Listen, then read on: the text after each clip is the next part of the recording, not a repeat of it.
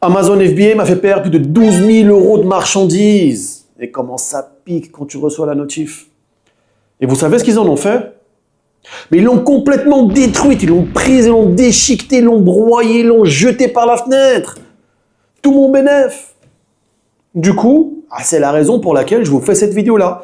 Dans cette vidéo, je vais vous expliquer la face cachée du système de livraison d'Amazon FBA pour vous prévenir contre ces maux. Mais tu vas me dire, Samy, comment tu as fait pour perdre 12 000 euros de marchandises avec Amazon FBA? Calme-toi, je vais tout expliquer tout de suite. En fait, pour la petite histoire, je vais vous raconter. Donc, j'ai lancé un produit. Le produit, je vous le mets ici. C'est un projecteur à aurore boréale, un projecteur à étoiles, mais sauf que le mien, c'était une aurore boréale et puis c'était ma différenciation parce qu'il était 100 fois plus beau que tous les autres. Du coup, ce produit-là, je l'ai pris et j'ai voulu le lancer sur Amazon USA. Donc, j'ai acheté de la marchandise, je l'ai envoyé dans les entrepôts aux États-Unis et ensuite, ça a commencé à se vendre. D'accord? Mais au bout de quelques semaines, je reçois une notification d'Amazon qui me dit « Votre produit est bloqué pour raison de sécurité. » Je me suis dit « Ah, j'ai l'habitude.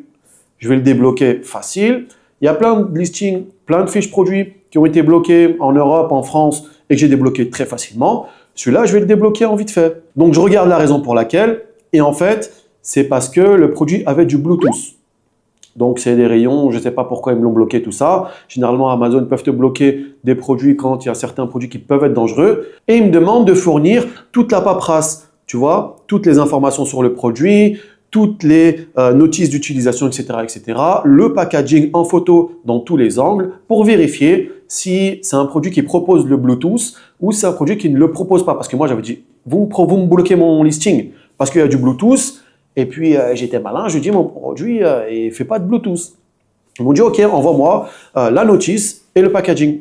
Du coup, ce que je fais, je supprime toutes les informations de Bluetooth sur mon packaging, sur ma notice et aussi sur les images de ma fiche produit. Donc, je refais des images de fiche produit, j'enlève l'option Bluetooth. Même sur la télécommande, il y avait le point Bluetooth, je l'ai enlevé, je l'ai modifié, d'accord? Et ensuite, je conteste. Comme ça passe pas. Une fois, deux fois, trois fois. Et au bout de la quatrième fois, c'est bon, j'ai perdu patience et vu que j'avais énormément d'autres choses à faire après, eh bien ça, j'ai laissé traîner 1 mois, 2 mois, 3 mois. Et au bout d'un moment, ils m'ont dit, hey, Pep, si tu ne résous pas ce problème-là, on va détruire ta marchandise. Je fais, OK, c'est bon, je vais résoudre, etc., etc. Je renvoie des contestations, ça ne marche pas encore une fois. Et puis, j'attends encore 1 mois, 2 mois. Et je reçois un email, votre marchandise a été détruite. Oh là là. 12 000 balles. 12 000 balles. Perdu 12 000 balles. Voilà. Détruit en petits morceaux. Tu vois, c'est à becqueter pour des coques. Perte sèche. Et ça, c'est ce qui peut vous arriver. Mais la vérité, la vraie vérité, c'est bon, on est là. Je vais vous dire la vérité, je vais avouer. En vrai, c'est de ma faute. C'est de ma faute, j'assume, c'est bon. Parce que j'avais trop pris la confiance. J'ai trop pris la confiance. Il y a énormément de points que j'enseigne d'ailleurs à mes élèves pour éviter ce genre de problème-là. Et dans toute ma carrière, j'ai jamais eu ce genre de problème avec le système expédié par Amazon. Mais sur ce point-ci, cette fois-ci, j'ai complètement rien respecté. Donc les prochains points que je vais vous citer là tout de suite, ça va vous permettre à vous de vous prémunir contre ce genre de problème-là et de ne jamais perdre de l'argent en vous lançant sur Amazon. Donc, première précaution à prendre, d'accord, c'est quand vous créez un produit, vous créez votre fiche produit, vous créez votre listing test avec tous les mots-clés, avec une image principale. Tu n'es pas obligé de te fatiguer à faire toutes tes images parce que c'est un listing test, ok? Par contre, en termes de mots-clés, il faut qu'il y ait tous les mots-clés parce qu'Amazon, en fait, il va analyser les mots-clés et s'il voit des mots-clés dangereux, il peut te bloquer ton listing. Et ce listing-là, il va nous servir à quoi? Il va nous servir à le publier, ok, et attendre de voir si Amazon va nous le bloquer, ok. Mais en attendant, il ne faut surtout pas que tu achètes de la marchandise. Parce que si tu achètes de la marchandise et que tu crées ensuite la fiche produit, enfin, tu crées la fiche produit et tu achètes directement la marchandise et que ton listing il est bloqué, indébloquable, eh bien, toute la marchandise que tu as achetée, c'est de l'argent qui va être perdu parce que tu ne pourras pas le vendre. Même si tu crées un second listing, Amazon va le savoir, tu vois. Et il va te rebloquer. Il sait ce que c'est ton produit. Donc, tu crées un listing test, tu attends 1 semaine, 2 semaines, ok. Et si Amazon ne te bloque pas, à partir de ce moment-là, tu peux passer aux étapes suivantes. Investir dans de la marchandise et puis créer les images de ton produit, être fatigué à créer tout ton système, etc. D'accord? Ensuite, deuxième point que je n'ai pas respecté, parce que sinon, j'aurais pas perdu 12 000 balles, j'aurais perdu peut-être, je sais pas moi, 1500 balles. D'accord? C'est que tu dois faire une première commande test chez ton fournisseur. Je m'explique. Tu crées un nouveau produit. Tu ne sais pas comment Amazon va réagir, comment le marché va réagir, comment tu vas pouvoir te référencer sur la plateforme, si ton produit est de bonne qualité, s'il a des défauts, s'il récolte des mauvais commentaires. Il y a plein de facteurs qui peuvent faire que si tu as mal fait ton boulot, eh ben, ce produit-là peut ne pas atteindre tes espérances. Okay? Donc, pour se prémunir contre cela, tu fais une première commande de 100 pièces, 200 pièces, uniquement pour tester le marché. Et tu le dis à ton fournisseur. Parce que des fois, on commande beaucoup de pièces simplement pour avoir de la crédibilité, impressionner le fournisseur. Mais on lui dit, OK, moi j'ai l'habitude de travailler comme ça. Je fais une première commande test de tant de pièces, 100, 200 pièces. Mais t'inquiète pas, la prochaine commande, une fois que ça s'est validé, elle va être de tant de pièces. Et puis on lui promet des plus grosses quantités dans le futur pour qu'il sache que voilà, il n'a pas affaire à un rigolo. Et que son premier travail avec 100 pièces, 200 pièces, ce n'est pas un travail qui va mener à rien. C'est quelque chose qui va porter ses fruits dans une collaboration future et long terme. Et ça, c'est ce qu'il faut faire transparaître. Un travail long terme et avec des quantités. Et ensuite, tu envoies tout ça dans les entrepôts et tu vois comment ça réagit. Si ça se vend super bien, que tu as des bons retours, bim, tu passes directement une commande de 500, 800, 1000, 1500 pièces chez ton fournisseur pour qu'il le fabrique et que tu leur renvoies directement pour éviter une trop longue rupture de stock. Mais au moins, ton argent, tu ne l'as jamais investi pour rien. Okay? Troisième conseil, aux USA, fais très attention aux produits qui peuvent être jugés dangereux.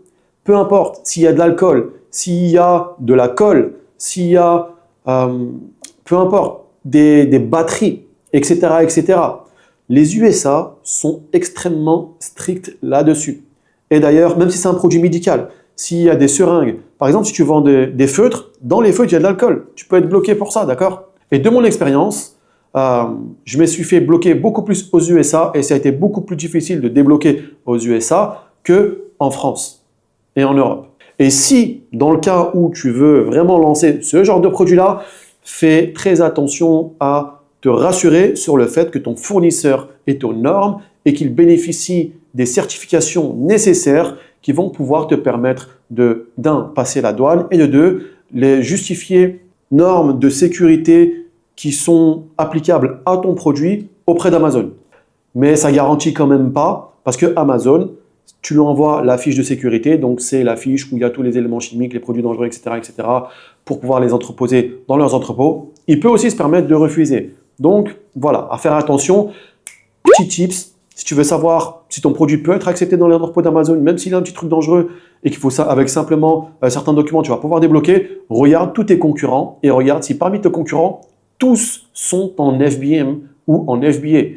FBM, c'est-à-dire livré par le marchand. Donc, c'est moi qui prépare mes packaging et les envoie via courrier ou une solution de livraison. Ou si c'est envoyé dans les entrepôts d'Amazon et que c'est Amazon qui s'occupe de la livraison. S'ils sont tous en FBA, c'est bon, c'est qu'il y a moyen. Quatrième point, et on en a déjà parlé vite fait juste auparavant, c'est qu'il faut s'assurer que ton fournisseur possède toutes les normes et certifications en vigueur dans le pays dans lequel tu veux vendre tes produits. D'accord ? Donc, normes CE. Après, en fonction, si tu veux vendre aux USA, il y a certaines normes aussi. Il faut voir si ton produit a des éléments dangereux ou pas, avoir une fiche de sécurité, etc., etc. Cinquième point, cinquième conseil, être proactif quand tu as un problème avec Amazon. Amazon peut te bloquer ton produit. Amazon peut te bloquer ou te restreindre ton compte pour que tu donnes des informations.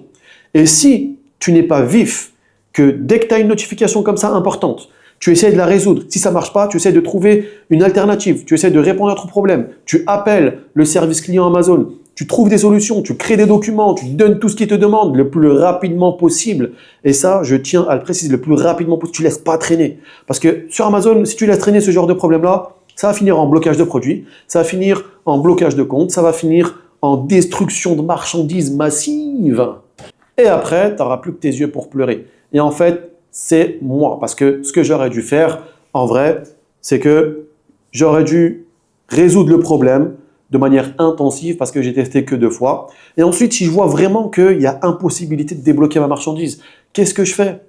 Donc, soit je la vends aux enchères aux États-Unis directement pour pas rapatrier la marchandise. Il y a plusieurs solutions, soit pour les proposer à Amazon, ils peuvent le racheter, soit le vendre à une société qui fait que ça aux États-Unis, qui récupère les marchandises qui sont bloquées à moindre coût, au moins je retombe un peu sur mon argent, soit à rapatrier ta marchandise en France, en Europe, ou soit, non mais ça, si ça n'a pas marché une première fois, ça n'a peut-être pas marché une deuxième fois, sortir ta marchandise des entrepôts d'Amazon, mais dans un entrepôt autre, tiers, aux USA, un 3PL, créer un nouveau listing en évitant tous les mots dangereux, c'est-à-dire alcool, Bluetooth, tout ça, enfin bref, batterie, tout ça.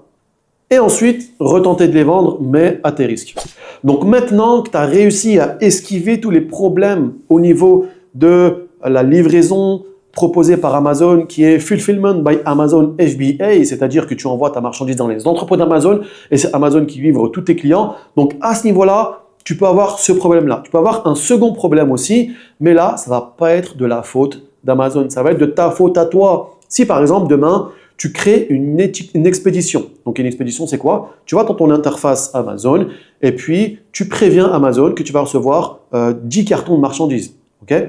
Ensuite, Amazon va t'envoyer des étiquettes que tu devras coller sur chacun des 10 cartons qui ont en leur sein l'adresse de l'entrepôt choisi, des numéros importants pour pouvoir prendre rendez-vous avec l'entrepôt le jour où ils vont être livrés. Donc ça, c'est important pour les livreurs. Et si ces adresses, si ces expéditions, tu les supprimes après avoir envoyé la marchandise, après avoir collé tes étiquettes et que ta marchandise est en transport et que tu supprimes l'expédition, eh ben Amazon ne pourra pas recevoir ta marchandise. Et puis là, ça risque d'être un gros problème. Il va falloir que tu ailles là où sont tes cartons ou que tu mandates une personne là où est entreposé tout ton stock. Tu lui envoies de nouvelles étiquettes, tu crées une nouvelle expédition, ils devront enlever les anciennes, coller les nouvelles et puis renvoyer la marchandise dans l'entrepôt d'Amazon. Et ça, c'est des problèmes que j'ai eu, au moins 2 fois, où c'est moi qui ai fait cette erreur-là de supprimer une expédition et aussi une autre fois, je m'étais trompé sur le nom de la marchandise. C'était pas la bonne marchandise. Je me suis trompé de marchandise en fait. J'ai créé une expédition pour telle marchandise et je l'ai collé sur des cartons d'une autre marchandise. Ah, mais quelle bêtise, me diras-tu? Ah, bah, faute d'inattention, j'ai manqué de vigilance. Hein. Donc voilà le genre de problèmes qui peuvent avoir lieu. Ensuite, est-ce que je continue à te mettre en garde sur tous les problèmes qui peuvent avoir lieu dans le transport? Parce que là, allez, vas-y, on va le faire. Là, on peut passer à d'autres problèmes, mais qui ne sont pas en rapport avec Amazon, mais qui sont en rapport avec le transport. Premier problème que tu peux retrouver dans le transport, c'est qu'il peut y avoir des guerres, il peut y avoir des incidents, un accident comme la dernière fois dans le canal de Suez. Il y a un bateau qui s'est retrouvé coincé en plein milieu et puis tous les autres bateaux derrière, ils ne pouvaient pas passer. Et ça a retardé énormément la marchandise, ce qui a fait qu'on a reçu notre marchandise 2 ou 3 mois plus tard. Pareil, demain s'il y a une guerre et que cette guerre-là, le conflit, il a lieu dans des eaux territoriales qui correspondent aux pays qui sont en guerre, il se peut que les bateaux de marchandises soient ralentis ou doivent faire un long détour. D'accord? Ça aussi, ça peut allonger ton temps de livraison. Donc dans ce cas-là, quand tu sais qu'il y a un conflit, peu importe le conflit, va contacter ton transporteur. Dis-lui, écoute, il y a ce conflit-là, est-ce qu'il y a un impact sur mes livraisons? Ça avant d'envoyer, ok? Il va te dire oui. Ça va rallonger le temps. Généralement, le transporteur, il faut rajouter au moins 4-5 semaines à ce qu'il te dit comme délai. Et s'il te dit non, ok, crois-le et puis vas-y. Mais s'il y a un délai, ce que tu peux faire, la solution que je vais te donner ici dans cette vidéo-là, j'espère que tu captes vraiment toute la valeur que je te donne dans toutes les vidéos de la chaîne, d'accord? Et je t'invite vraiment à t'abonner à la chaîne pour recevoir chaque semaine une nouvelle vidéo qui va t'apprendre comment créer ton propre business et surtout te donner des astuces pour gagner de l'argent et créer des revenus chaque mois de manière passive grâce à Amazon parce que c'est le meilleur business model en termes d'e-commerce. Donc, tu splits, tu coupes ta livraison en 2. Si tu as 20 cartons, tu sais que les 20 cartons, ils vont arriver, ils vont avoir 30 jours ou 40 jours de retard. Eh bien, tu la coupes en 2. Tu prends quelques cartons, peut-être 5 ou 10 cartons, histoire de survivre pendant le temps du retard. Et cette quantité-là, tu l'envoies par avion. Ça coûte plus cher, donc fais bien tes calculs. Est-ce que c'est mieux d'envoyer par avion, payer plus cher, mais d'encaisser les bénéfices pendant que j'ai la marchandise disponible à la vente? Ou est-ce que ça coûte plus cher que le fait d'être en rupture? Donc ça c'est de ton côté qu'il faut savoir aussi. Et puis l'autre partie qui reste, celle-là, tu l'envoies par bateau qui va arriver tranquillement. Aussi, ce qui peut se passer, c'est que tu peux avoir un contrôle douanier. Les douanes bloquent ta marchandise, ok? Ils te disent ta marchandise est en cours de vérification. Dans un premier temps, tu n'as que ça, tu n'as pas d'infos. Après, ça peut se débloquer et ça part. Donc là, tu es tranquille. Mais si tu n'as pas fait les choses bien en amont, c'est-à-dire que tu n'as pas toutes les informations légales sur ton packaging, que tu n'as pas toutes les informations obligatoires sur l'extérieur de tes gros cartons, de tes master cartons, si tu n'as pas les certifications qu'il faut pour vendre en Europe, en France ou dans le pays dans lequel tu veux vendre ton produit, eh ben, à partir de ce moment-là, ils vont te les demander. Ça va allonger le délai et si tu ne les as pas, c'est encore pire. Tu te retrouves encore dans de plus gros problèmes.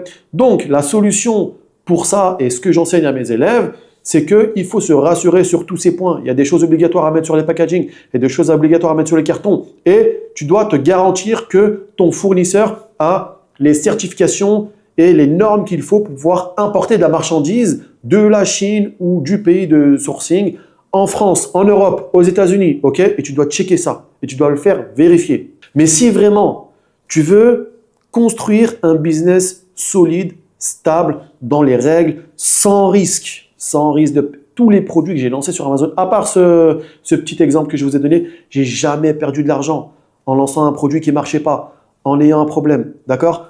Pourquoi? Parce qu'il y a des règles à respecter. Ok? Il y a une manière de trouver les produits, il y a une manière d'envoyer les produits, il y a une manière de payer les produits, de se sécuriser, etc., etc.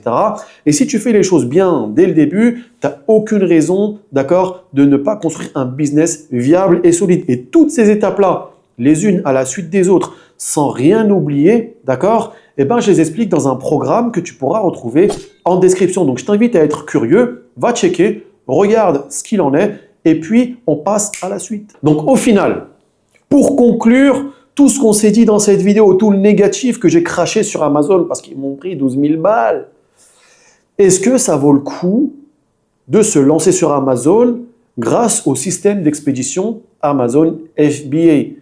Je te le répète, c'est quoi? Tu envoies ta marchandise dans l'entrepôt d'Amazon, Amazon envoie à tous tes clients sans que tu aies rien à faire, il s'occupe des retours, il s'occupe de tout.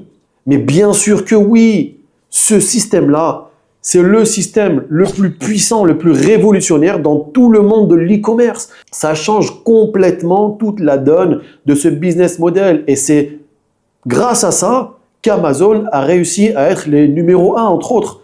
C'est grâce à son système de livraison surpuissant, grâce à des techniques avancées qu'ils ont mis en place pour pouvoir offrir ça à ses vendeurs. Et personnellement, ça change complètement toute la vie. Imagine-toi, tu vends des milliers et des milliers de produits tous les jours. Enfin, tous les mois, des milliers de produits tous les mois. Si t'en vends tous les jours à Psartek. Temps de Sartec la coupe parce que je venais de me faire couper les cheveux. Et t'as même pas à bouger le petit doigt pour emballer, pour mettre des protections, pour trouver le destinataire, le coller, l'envoyer à la poste, à FedEx, à TNT, à qui tu veux qui va envoyer ta marchandise au client final. Et puis, si tu le fais pas le jour même, ça peut prendre du retard. Amazon, le jour même, des fois, tu commandes le matin, tu le reçois le soir. C'est une dinguerie.